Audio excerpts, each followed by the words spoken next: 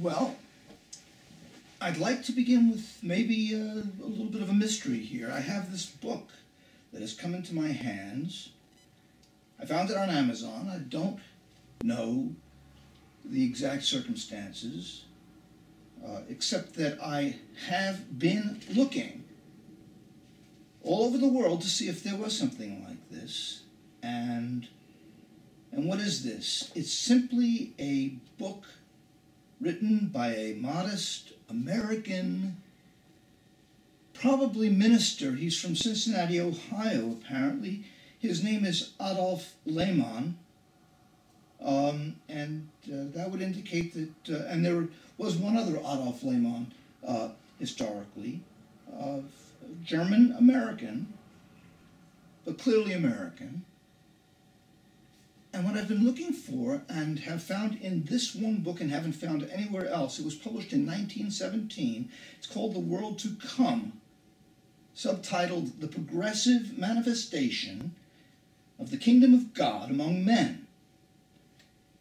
And this book published in 1917, what is it? It's the one thing that I've found that gets it right. So one of the things I want to talk about, get a conversation going about, concerns something really, truly weird. And maybe it's because I come from a Jewish background. I'm intensely interested in Christianity, but I am Jewish. I come to it from a certain kind of angle, and maybe it's because of that I don't have on certain kinds of blinders that we've talked about. That I come to it, even you might say, with a certain kind of naivete of perception that allows me to see, or allows me perhaps more properly to read correctly. In this case, read the New Testament and answer the question, what is it saying here? What are the ideas at work here? The astonishing conclusion that I have been driven to over the course of the last couple of decades, but at the same time with a certain kind of acceleration that has gone on, so that in recent times it's been really quite hectic in my mind, is the fact that we don't really understand what the New Testament is saying. It is saying something entirely different. It's talking about a reality which is totally different from the reality that we are taught as Christianity. Are you talking about the Gospels, the Paul's letters? What sections are you talking about? I'm talking, yes. First of all, as far as any kind of difference between Jesus and Paul is concerned, it's clear that Paul and Jesus are two different human beings, two different agendas, two different challenges, two different periods of time, two different roles, for sure. Nonetheless, they did have one consistent focus. The concepts, the worldview that they inhabited, call it a mythos if you want, the way that they had of thinking about their world metaphysically if you want, the basic categories through which they understood their world. I'm talking about Jesus as compared to Paul. It's the same. The New Testament is reasonably consistent in that sense.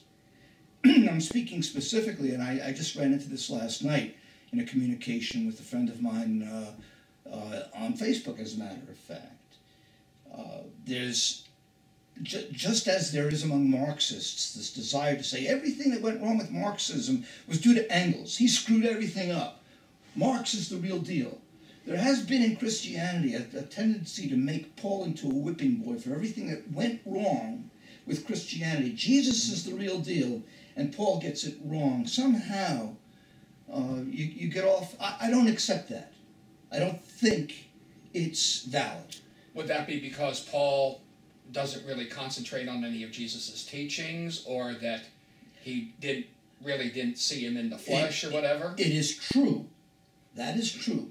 Paul is next to totally uninterested, almost totally uninterested in the biography of Jesus, and as you say, in the teachings of Jesus. You don't get any reference whatsoever, except indirectly because the ethos is similar. You don't get direct reference to things like the Sermon on the Mount, the teachings and so forth are not there. In fact, and we've discussed this in the past, the story of Jesus becomes interesting for Paul only at the moment of his crucifixion. That's where it starts. That's chapter 1. Of course, resurrection is chapter 2. But chapter 1 for Paul, where you start the story, is with the execution of Jesus on the cross.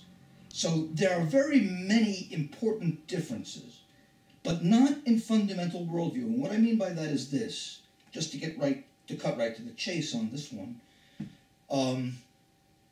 Both of them are thinking about what they called the kingdom of God. And what they called the kingdom of God, this is in both instances, the case of Jesus and the case of Paul, was conceived as this worldly, material transformation. A literal transformation of this world, as the world has been transformed in human history and also in natural history. And by the way, it is a story of the transformation of the world, so that this eon, the word is used in the New Testament, aion in Greek, A-I-O-N as you would transliterate, which is the word eon, there is an eon to come in the evolutionary story of the human species. That sounds strangely evolutionary. Aren't we supposed to be anti-evolutionary? Clearly not. That herring is so red, the idea that some people have that we ought to be hostile to biological evolutionism, for example.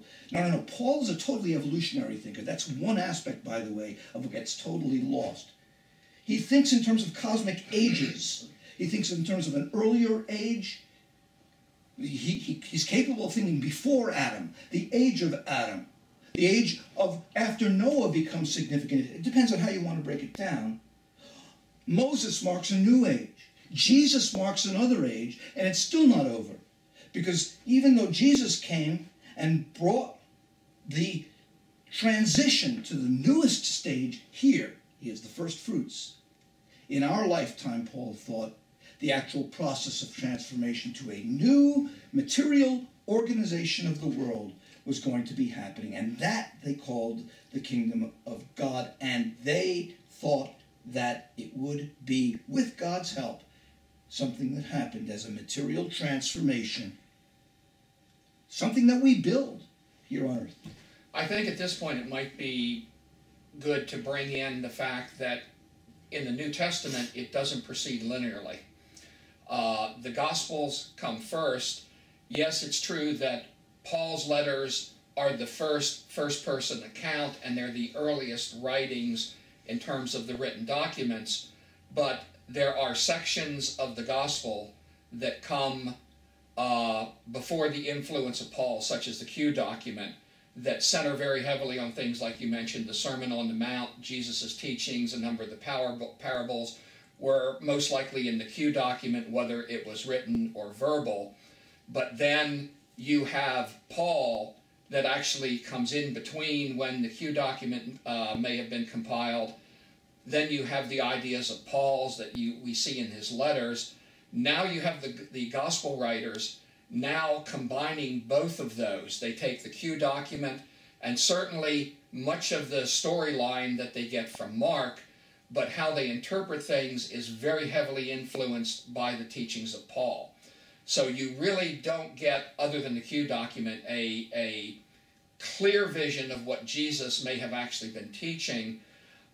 The Gospels tend to present all of that to us as a continuing story, but it actually wasn't. You had Jesus, and then you had Paul's ideas, and these get combined in the later Gospels to basically give their particular spin on things. Right, and the reconstruction of the actual biography of Jesus, the search for the historical Jesus, as Schweitzer called it, and something that preoccupied some of the greatest minds of the 19th and 20th centuries, an attempt to get to the real historical Jesus.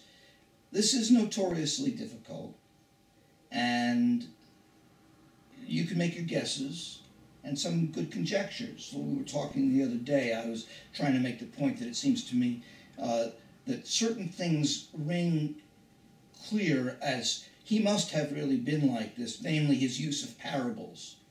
I mean, it seems to me that we're on fairly solid ground, as we are in any kind of historical conjecture, and in all of history, whether we're talking about Julius Caesar or Jesus Christ, depends upon some attempt at reconstruction based upon whatever documents we have. And parables are traditional, a standardized Jewish way of teaching. There are parables in the Old Testament, so Jesus is well within his Jewish context there in terms of how he's teaching. Remember also that even though, to date things, you're right, Paul writes his first letter in the late 40s, perhaps A.D., and does most of his letter writing in the 50s, middle 50s especially.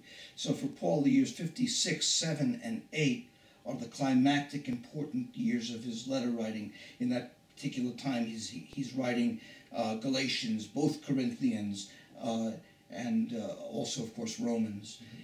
But those are the first, actually First Thessalonians came earlier, and that was the very first letter we have. And those are the first writings in the New Testament that we actually do have. It's also important to reinforce your point about the importance of Paul, that he came before the gospel writers. I want to pick up on that point.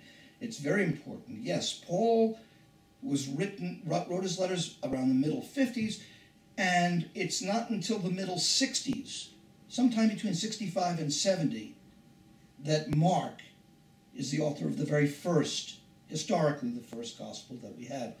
They usually say between 65 and 70 A.D. Then come Matthew and Luke. Matthew perhaps a little earlier than Luke, but both about a decade after Mark.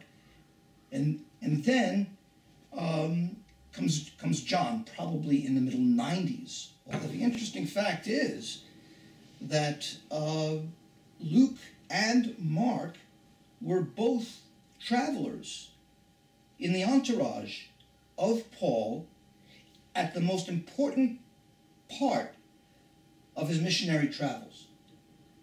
Mark, the gospel writer, and Luke, who tells the whole story of Paul in the part 2 of his work.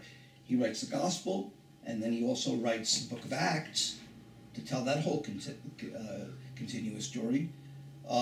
Luke was the chronicler of Paul's story in the book of Acts.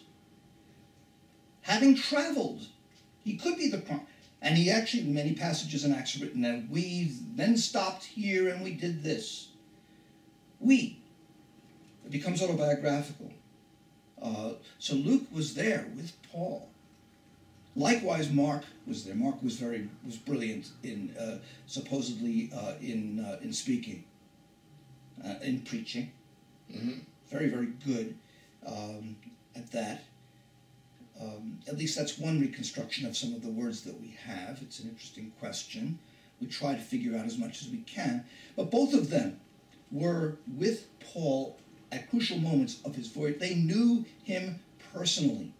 They spent weeks and months at his side. At night, the candle would be burning, mm-hmm. and they would be talking Christianity, or what we now call. They would be talking what they were up to.